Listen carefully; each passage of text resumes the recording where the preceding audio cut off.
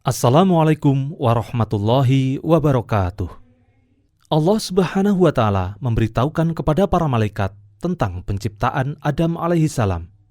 Sesungguhnya aku hendak menjadikan seorang khalifah di muka bumi. Kemudian para malaikat bertanya kepada Allah Subhanahu wa Ta'ala. Ia meminta diterangkan hikmah diciptakannya manusia, karena para malaikat mengetahui bahwa di antara manusia ada yang membuat kerusakan di bumi dan menumpahkan darah. Menurut Qatadah, para malaikat mengetahui demikian karena mereka melihat makhluk sebelum Adam, yaitu jin dan hin, sekelompok jin atau segolongan jin yang lemah. Menurut Ibnu Umar, 2000 tahun sebelum Adam diciptakan, jin sudah ada menempati bumi, lalu mereka menumpahkan darah. Maka Allah Subhanahu wa Ta'ala mengutus satu pasukan malaikat, lalu mereka mengusirnya ke jazirah laut. Menurut para malaikat, jika hikmah diciptakannya manusia adalah untuk beribadah kepada Allah, maka sesungguhnya mereka juga telah beribadah kepadanya. Para malaikat berkata, "Mengapa engkau hendak menjadikan khalifah di bumi itu orang yang hendak membuat kerusakan padanya dan menumpahkan darah? Padahal kami senantiasa bertasbih dengan memuji engkau dan mensucikan engkau." Allah Subhanahu wa Ta'ala berfirman, "Sesungguhnya aku mengetahui apa yang tidak kamu ketahui." Allah Subhanahu wa Ta'ala mengetahui maslahat yang lebih besar dengan menciptakan Adam dan keturunannya, karena akan ada di antara mereka yang menjadi para nabi dan rasul, para siddiqin, para syuhada, para ulama, dan orang-orang yang mengamalkan agamanya, yang mencintainya dan mengikuti para rasulnya.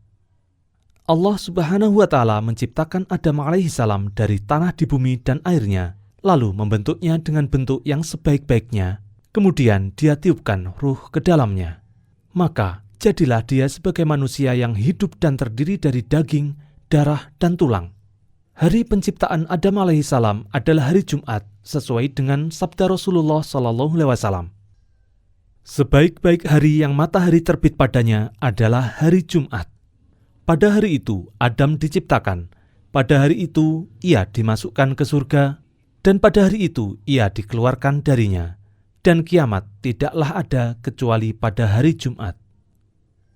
Rasulullah SAW juga bersabda, "Sesungguhnya Allah Ta'ala menciptakan Adam dari segenggam yang digenggamnya dari semua tanah di muka bumi. Oleh karena itu, anak cucu Adam hadir sesuai dengan keadaan tanah, warna, dan tabiatnya. Maka di antara mereka ada yang berkulit merah, putih, hitam, dan antara itu. Ada pula yang lunak, keras, yang jelek, dan yang baik."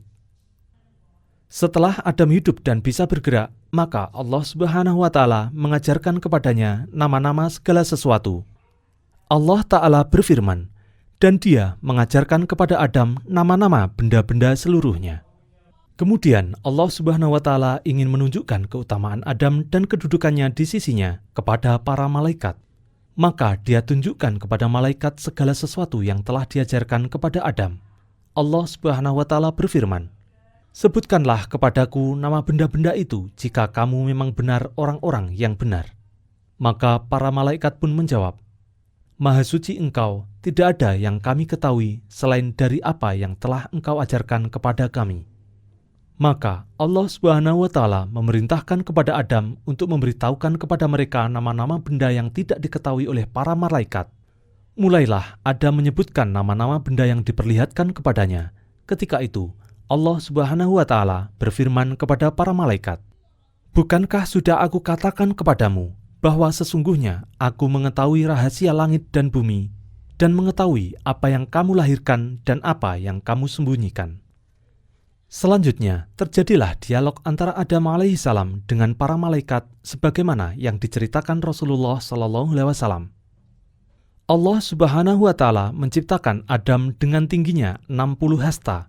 Kemudian dia berfirman, "Pergilah dan ucapkan salam kepada para malaikat itu, lalu dengarkanlah salam penghormatan mereka kepadamu sebagai salammu dan salam keturunanmu." Maka Adam berkata, "Assalamualaikum." Mereka menjawab, "Assalamualaikum warahmatullah." Lalu mereka menambah, "warahmatullah."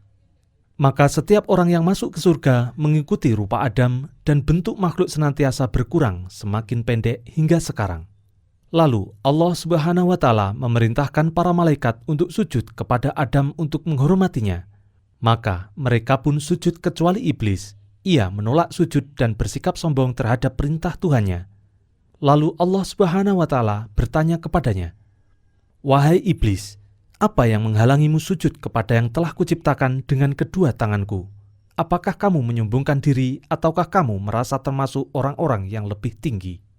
Kemudian iblis menjawab dengan angkuhnya, "Aku lebih baik daripadanya, karena engkau ciptakan aku dari api, sedangkan dia engkau ciptakan dari tanah." Iblis tidak menyadari, padahal tanah lebih baik daripada api. Tanah lebih bermanfaat daripada api. Karena pada tanah terdapat ketenangan, mudah diolah dan menumbuhkan tanaman. Sedang pada api terdapat keadaan yang tidak terarah, ringan, cepat, dan membakar. Maka Allah Subhanahu wa Ta'ala menjauhkan iblis dari rahmatnya dan menjadikannya terusir dan terlaknat. Allah Subhanahu wa Ta'ala berfirman, "Maka keluarlah kamu dari surga, sesungguhnya kamu adalah orang yang terkutuk. Sesungguhnya kutukanku tetap atasmu sampai hari pembalasan." Kemudian iblis makin benci kepada Adam dan keturunannya. Dia bersumpah dengan nama Allah untuk menghias keburukan kepada mereka.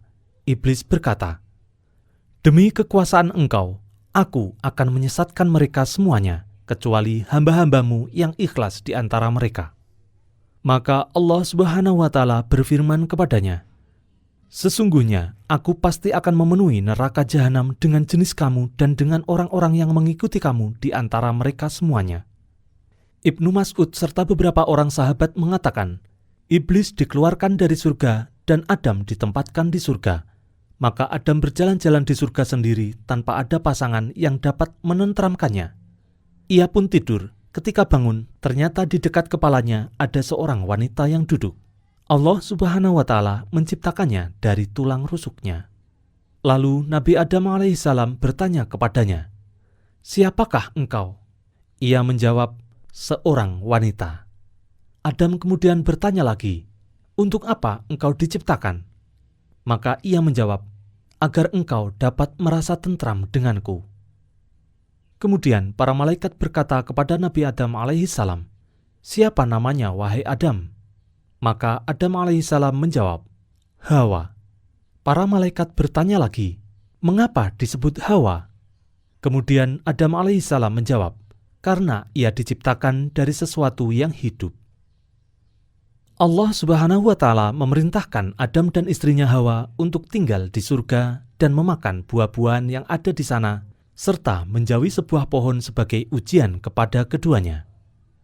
Allah Subhanahu wa Ta'ala berfirman, "Wahai Adam, diamilah olehmu dan istrimu surga ini, dan makanlah makanan-makanannya yang banyak lagi baik, di mana saja yang kamu sukai. Dan janganlah kamu dekati pohon ini, yang menyebabkan kamu termasuk orang-orang yang zalim." Allah Subhanahu wa Ta'ala juga memperingatkan Adam dan istrinya agar tidak tergoda oleh iblis, serta mengingatkan permusuhan iblis kepada keduanya. Dia berfirman, "Wahai Adam, sesungguhnya ini iblis adalah musuh bagimu dan bagi istrimu. Maka sekali-kali janganlah ia sampai mengeluarkan kamu berdua dari surga yang menyebabkan kamu menjadi celaka."